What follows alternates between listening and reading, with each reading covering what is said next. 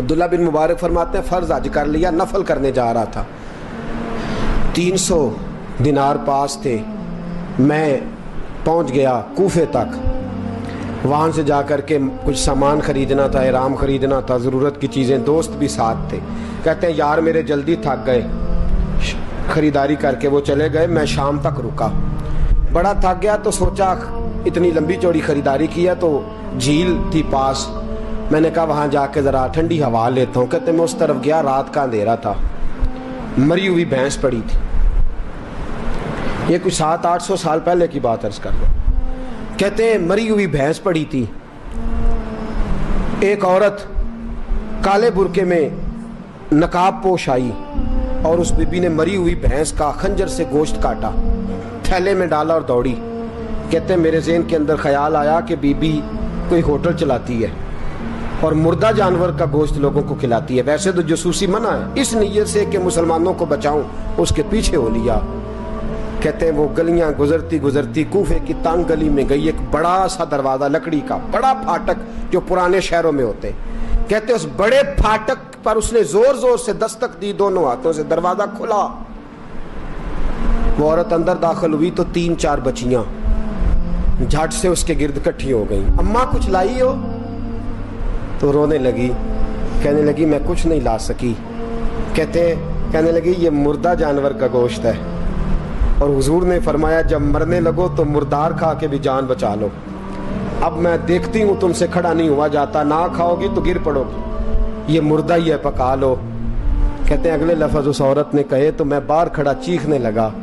وہ کہنے لگی ہم سید زادیاں ہیں, صدقہ زکات کھا نہیں سکتی, اور سب روگاں دا روگ محمد, جس دا نام غریبی, کنڈ ولا کے لنگ جاندے سب دوست یار قریبی, سید ہیں, صدقہ زکات یہ مردار کھا کے گزارا کرو. کہتے ہیں پھر اس عورت نے 4 بیٹیوں کو سینے سے لگایا, کہنے لگی تمہارا باپ زندہ ہوتا تو یہ دن نہ, سید بھی اور یتیم بھی اور مسکین بھی. پھر وہ روئیں. حضرت عبداللہ بن مبارک کہتے ہیں زور زور سے دروازے پہ دستک دی, بی بی باہر آئی, کون ہے؟ تو میں نے کہا میں عبداللہ بن مبارک ہوں, محدث ہوں, زمانہ مجھے جانتا ہے, میرے شاگردوں کی لسٹ بڑی لمبی ہے. کہنے لگی اچھا تو؟ کہنے لگا یہ 300 دینار ہیں, تو مہربانی کرے تو رکھ لے, چلے اپنا کام کریں ہم جانے ہمارا. کہتے میں نے زمین پہ گھٹنے ٹیک کے نا تو سید زادی کے آگے ہاتھ باندھ دیے. میں نے کہا میں نوکر ہوں, تم اولاد ہو, میں خادم ہوں, تم نسل ہو, مہربانی کرو, مہربانی میرے اوپر مہربانی, پیسے رکھ لو. کہتے ہیں میں نے وہ پیسے دیے, میں واپس لوٹا. یار کہنے لگے چل, میں نے کہا نہیں میں نے نہیں آج کرنا. کہنے لگے کوئی نیا پلاٹ لینے کا پروگرام بن گیا, کوئی نئی انویسٹمنٹ, لوگ تانے دیتے ہیں نا, پر جے کر یار دے نام دا ملے میڑا, ان چولی پا لئیے پنجے سٹیے نا, جے کر یار دے نام دی ملے سولی, جھوٹا جھوٹ لئیے پچھاٹیے نا. کہتے ہیں میں نے کہا یار جیسے تمہاری مرضی سمجھ لو, یہ میرا راز ہے, میں بتاتا نہیں. فرماتے ہیں لوگ حج کرنے چلے گئے, میں وطن آ گیا. 6 ماہ کے بعد قافلے لوٹے, جاگ کے سننا ذرا بات. میرے نبی نے فرمایا تو میرے امتی کی پریشانی دور کر, اللہ کامل حج کا ثواب دے گا. فرمایا میرے حبیب علیہ السلام کی امتی حضرت عبداللہ بن مبارک فرماتے میں آیا حج کر کے, حاجی آئے تو میں بڑی حسرت کے ساتھ, میں گھر میں روتا تھا, سوچتا تھا آج وہ مینا میں ہوں گے, آج وہ مزدلفہ عرفات میں ہوں گے, آج وہ لوگ جمرات کی رمی کر رہے ہوں گے. میں تڑپ کے سوچتا تھا آج در رسول کی حاضری دے رہے ہوں گے. کہتے میں روتا تھا.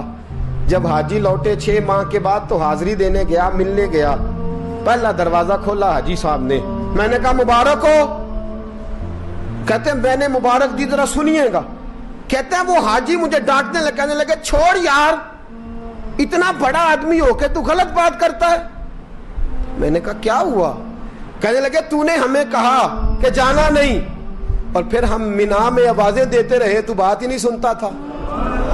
ہم آوازیں دیتے رہے, ان اللہ علی کل شیء قدیر, آوازیں دیتے تھے, سنتا نہیں تھا. کہتے میں حیران ہوں, میں یار میں تو کیا نہیں. کہنے لگے ہم 11 حاجی جھوٹ بولتے ہیں تو اکیلا سچ بولتا ہے, سب نے دیکھا ہے. کہتے میں پلٹ آیا, चौथे दिन फिर एक हाजी को मिलने गया, मुबारक दी। कहने लगा छोड़ किस बात की मुबारक, मैदान अरफात में तो तूने बात भी नहीं सुनी और यहाँ मुबारक कहते हैं अरफात में, और मैं तो। कहने लगे चुप कर, गलत बात भी करता है इतना बड़ा मुहद्दिस हो के। कहते हैं जब आखिरी काफिले आए, आखिरी दिन तो 8-10 काफिले इकट्ठे आए, शाम तक 7 काफिलों से मिला। हर एक मुझे कहने लगा बंदे के पास घोड़ा नया आ जाए, सवारी बड़ी आ जाए तो यारों से तो मिलना चाहिए ना, तू आवाज ही नहीं सुनता था। फरमाते हैं मैं थक गया कि इलाही माजरा क्या है, मैं तो यहाँ इस शहर की गलियों में फिरता रहा और ये सारे हाजी क्या क्या रहे हैं। फरमाते हैं रात को हजरत रबी बिन असलम, वो बहुत बड़े बुजुर्ग मुहद्दिस थे, वो भी आ जाए, सवारी बड़ी आ जाए तो यारों से तो मिलना चाहिए ना, तू आवाज ही नहीं सुनता था। फरमाते हैं मैं थक गया कि इलाही माजरा क्या है, मैं तो यहाँ इस शहर की गलियों में फिरता रहा और ये सारे हाजी क्या क्या रहे हैं। फरमाते हैं रात को हजरत रबी बिन असलम, वो बहुत बड़े बुजुर्ग मुहद्दिस थे, वो भी हज करने गए, दरवाजे पे दस्तक दी, बाहर आए तो झगड़ने लगे। कहने लगे तूने मुझे किस मुश्किल में डाल दिया है।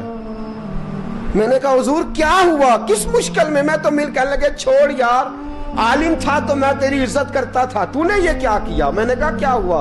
कहने लगे याद नहीं जब तू रोजा रसूल के सामने मिला था, जब नबी पाक के मुवाजे के सामने तो पैसों वाली थैली मुझे पकड़ा गया, पकड़ अपने पैसे। मैं तो संभालते संभालते थक गया हूँ। कहते हैं यूं सीने से पैसे लगाए, घर आया, इशा पड़ी तो सो गया। मैंने कहा या अल्लाह उकदा खोल दे।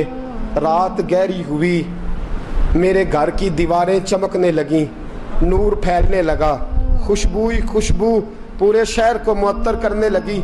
कहते हैं मैंने आंख झपकी तो सामने अल्लाह के रसूल तशरीफ फरमा, सामने महबूब तशरीफ फरमा है। ख्वाब मेरी विच आया माही, मैं ओदे गल विच पा लईयां बावां, ते डर दी मारी अख भी न खोलां, किते फिर विछड़ ना जावां। फरमाते मैं महबूब पाक की जियारत की तो नबी पाक अलैहिस्सलाम का दीदार करके फूट फूट के रोया। अब मेरा दिल था हुजूर बोले कोई बात करें, महबूब बोले लब खोले। फरमाया क्या। हुजूर ने फरमाया मैं तुझे कितने और गवाह भेजूं कि तेरा हज हो गया है। मैं कितने गवाह भेजूं कि हज तेरा बेपरवाही वेख सज्जन दी, जिथे किसे दी पेश ना जावे उन्हें ताजा वाले दर दर रोले, मंगते हैं तख्त बिठावे, आजम किसे नु कारा मिल दई, किसे नु कारा, किसे नु कारा मिल दई, कोई काबे हो खाली आवे। फरमाया कितने गवाह भेजूं कि हज हो गया।